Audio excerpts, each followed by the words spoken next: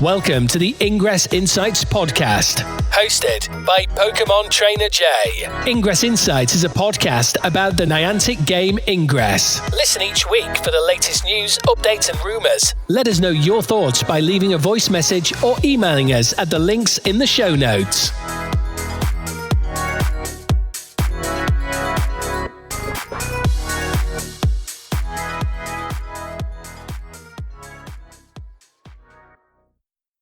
Additional intel available. Hello agents and welcome to the 117th episode of Ingress Insights. In this week's episode we're going over the plus beta anomaly results that we've had for the weekend of October the 25th, as well as a few things coming up at the Ingress First Saturday events in certain locations, and also then looking at November, because this will be the last podcast of October, so looking at what's coming up next month, as well as any other little Ingress bits to cover as always. So first of all, as we normally do, I'll get into the plus beta anomaly details. This is Alex Stam, technical artist, and you're listening to Ingress Insights. Firstly, this weekend we had the anomaly in Wellington, so that's not long concluded as I'm recording this section. For the anomaly bounty, that was an average of 5.31 bounties completed by Enlightened versus resistance completing at 5.27. So that was pretty close on there, with the total points from that being 40.3 points to Enlightened versus 39.7 to Resistance. The beacon battle seemed to be hotly contested across all of it, really. So the first wave was 98 to Enlightened, 104 to Resistance. And then the second wave was 144 to Enlightened versus 68 to Resistance. Then 154 to Enlightened third wave versus 60 to Resistance. The fourth wave was 148 to Enlightened, and Resistance were flagging a bit there at 32. And then 146 in the fifth wave for Enlightened versus 47 to Resistance. And the sixth wave, Resistance started to come back a little, so it was 104 to Enlightened versus 85 to Resistance. That score was still pretty close on there, so it was 59.7 to Enlightened versus 40.3 to Resistance. The shard battle seemed to be all over the place. There's lots of zeros in this, so I don't know what happened really. Hopefully if you were on the ground you can tell us what actually went down there. The first wave, the Enlightened goal was 10 and 3 unscored. The Resistance got 0. The Enlightened got 20 jumps. Resistance got 2 jumps. So that was 80 points to Enlightened versus 2 to Resistance. The second wave, Enlightened scored. The Enlightened and Resistance got nothing in the goal. And Enlightened got 15 jumps. Resistance got 0 jumps. So that was 15 points to Enlightened versus 0 to Resistance. Again, third wave, Enlightened got 0 in the goal. Resistance got 1. So that was 10 jumps to Enlightened as well. And then 2 jumps for Resistance, being 10 points to Enlightened, 8 for Resistance. Again, for wave 4 and wave 5, there was nothing scored for Enlightened in the goal. So it was just 1 goal there for Resistance, 23 jumps though for Enlightened versus 4 to Resistance. So that then was 23 points for Enlightened versus 10 for Resistance. As said, Enlightened got nothing in the goal on the 5th wave either, but Resistance managed to get 2, and they were equal on the number of jumps there. So then that meant 8 points to Enlightened versus 20 to Resistance. And the final wave, Enlightened did get 1 in the goal there, being 1 point. Resistance didn't get 1 for the final wave. So that was then 22 jumps for Enlightened versus 0 to Resistance. So that was 28 points there to Enlightened versus 0 to Resistance. As I said, lots of zeros all over the place, both for Enlightened and Resistance there. So I don't know what happened with that. But for the shard battle, that ended up then being 80 points to Enlightened versus 20 to Resistance. And then finally, from the Special Ops, the Stealth Ops was 8.6 points to Enlightened versus 1.4 to Resistance. And the Urban Ops was also won by Enlightened with 6.0 versus Resistance 4.0. So then that meant 14.6 points in total to Enlightened versus 5.4 to Resistance. Meaning the score there for Wellington was 194.6 points to Enlightened versus 105.4 points to Resistance. So the Enlightened won in Wellington. As I'm recording, the Houston, Texas results aren't yet available. If they do become available as I'm finishing the rest of the podcast, I'll slot in here after this. But if you don't hear anything, then it'll just be moving on to the general news. The results for the plus beta anomaly in Texas have just come in, or Houston, Texas. So we'll go through those. So for the anomaly bounty, first of all, this is pretty close tie. Well, pretty close. It wasn't a tie. But it's 4.92 to Enlightened versus 4.72 to resist for the average completed per agent. So there's then 42.2 points to Enlightened versus 37.8 points to Resistance. For the beacon battle, some of these are a bit one-sided by the look of it. So the first wave, for example, was 299 to Enlightened versus 17 to Resistance. The second one was 250 to Enlightened, 43 to Resistance. The third wave was a little more balanced, but still not quite there, with 187 to Enlightened versus 114 to Resistance. The fourth wave was 183 to Enlightened versus 128 to Resistance. The final two waves again went a bit more one-sided, with 239 to Enlightened versus 72 to Resistance, and the final one being 253 to Enlightened versus 49 to Resistance. So that means the season points from the beacon battles in Houston, Texas were 70 to Enlightened versus 30 to Resistance. I'm quite curious as to what happened again with these charge battles, because there's lots of zeros all over the place here. So for the first wave, Enlightened goal got 5, Resistance got 1 goal. And there were 11 jumps to Enlightened, 2 jumps for Resistance. So that meant 41 points to Enlightened versus 8 to Resistance. In the second wave, Enlightened got 9 goals and 1 was unscored. Resistance got 0. There were 23 Enlightened jumps versus 1 Resistance jump. So that was 77 points to Enlightened versus 1 point to Resistance.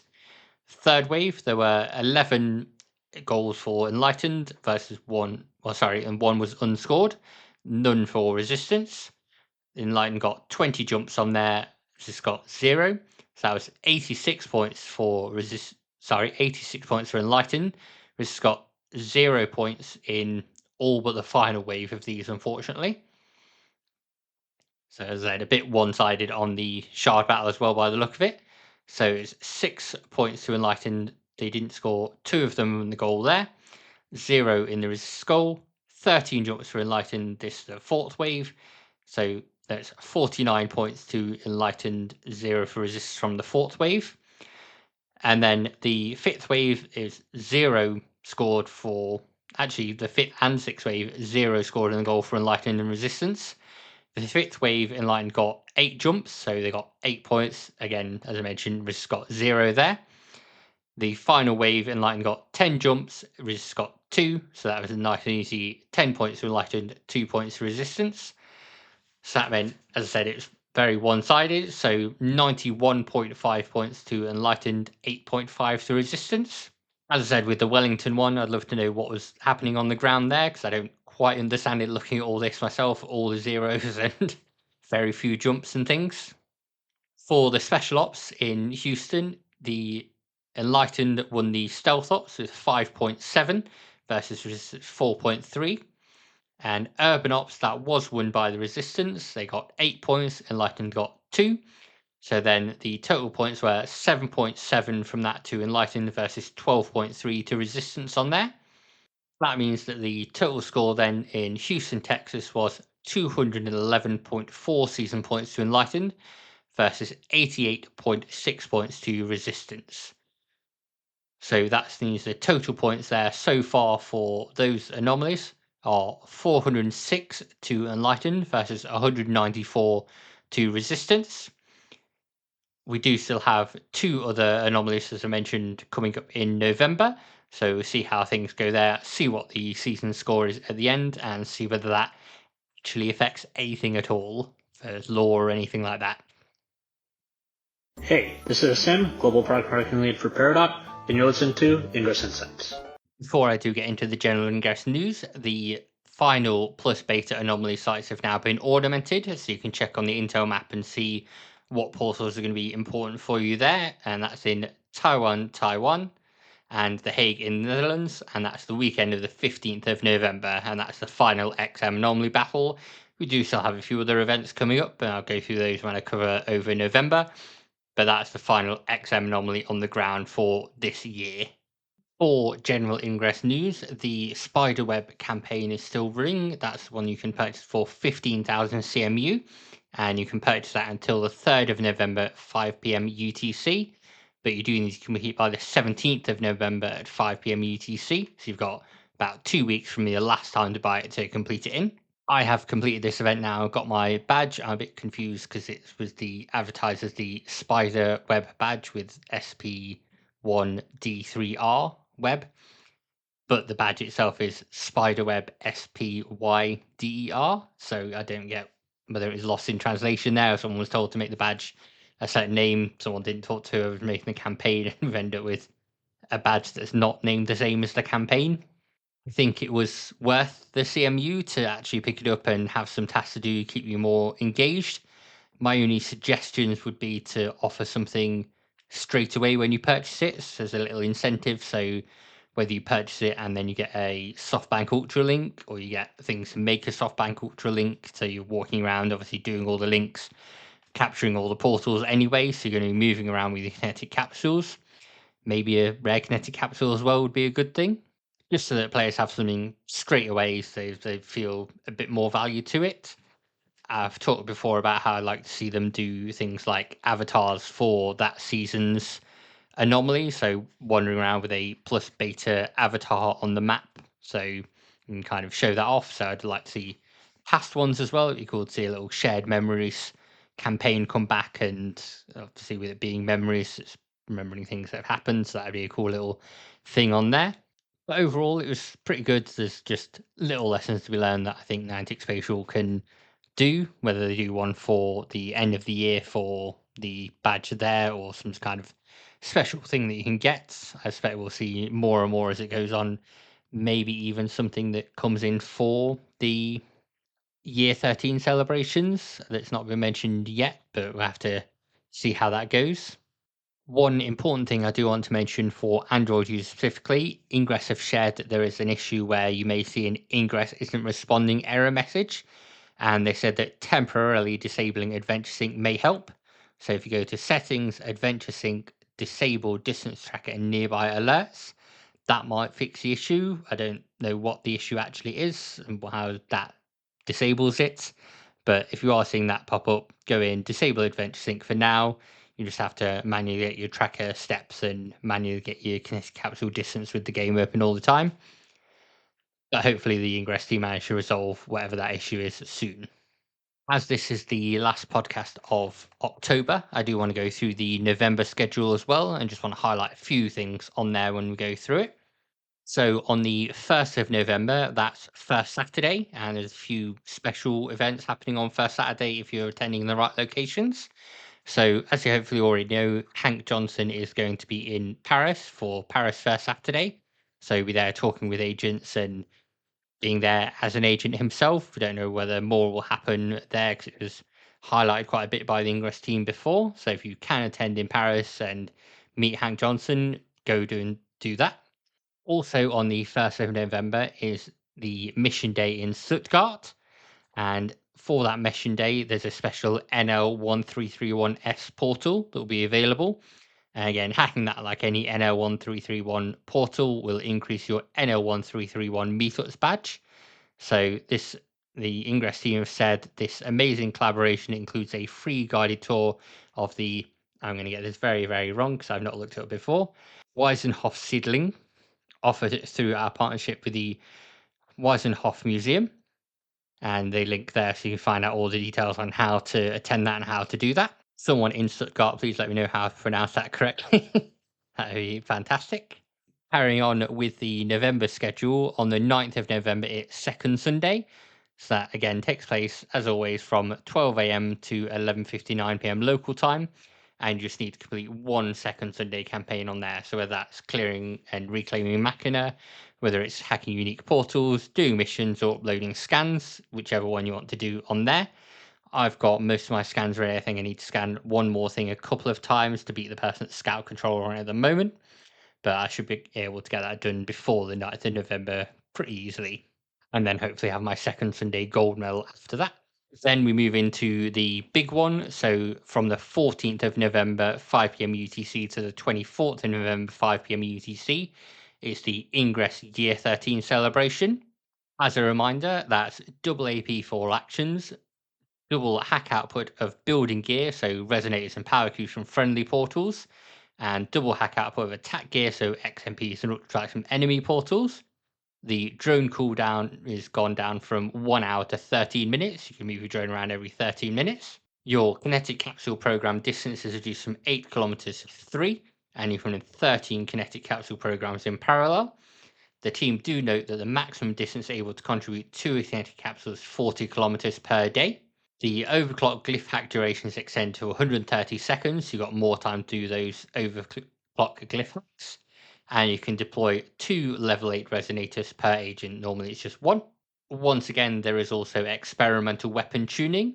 We've had this a few times, and usually what it is when you hold down an XMP in normal gameplay, it goes up to 20% extra damage. With the experimental weapon tuning, we've seen it go up to 30% extra damage. Whether that's what will happen this time or another weapon gets experimentally tuned, we'll have to wait and see. And then they note that you earn the Ingress Year 13 medal by accumulating any amount of AP between the 8th of November 2024 and the 24th of November 2025. AP earned from Hascos does not count, and the medal will be awarded after the Year 13 celebration ends. As I mentioned before, the 15th of November brings us the 2 final XM anomalies in Taiwan and the Netherlands. And then we have the plus beta build-up battles running from the 21st November 5 p.m. UTC to the 1st of December 5 p.m. UTC. And there you're trying to deploy and capture battle beacons around the world for your faction's victory and for a chance of being picked for the plus beta shard storm. So you may need to collaborate with other agents in your area, plan out where you put in the battle beacons, try and get the highest categories you can on them, and then try and get your area picked for the plus beta shard storm that's happening on the 13th and 14th of December later this year. And then finally for Ingress news, this one leads into what I'm going to talk about in the final bit with Recon. So the Ingress team updated the app to version 2.177.1, and they did that on the 23rd of October. And the fix was that they fixed the report invalid portal button. As I said, I'm going to talk about that more in the next section after you hear someone else talk that's not me to split between these sections. Hi, this is HP Bulola, and you're listening to the Ingress Insights podcast. The last section of the podcast, generally I leave it for Recon and other Niantic Spatial or AR related news. This time it kind of goes with Recon, so I wanted to mention it here, but as I said in the app updates part, the reporting of invalid portals now works again. So you can now click the button, it works, you can click next, and now you can add in images, so it's help support your report of the portal being invalid. So if you're saying it's got no pedestrian access, you can take a photo and prove that. Or if it's at a school or private property, anything like that. Obviously, take care when you're taking photos around private properties, but you will be able to get something on there. I've mentioned in the previous one, I include things like Zoopla links if I'm reporting something being on private property. This is something that Pokemon Go's had for a little while, where you can add an additional image in and upload it.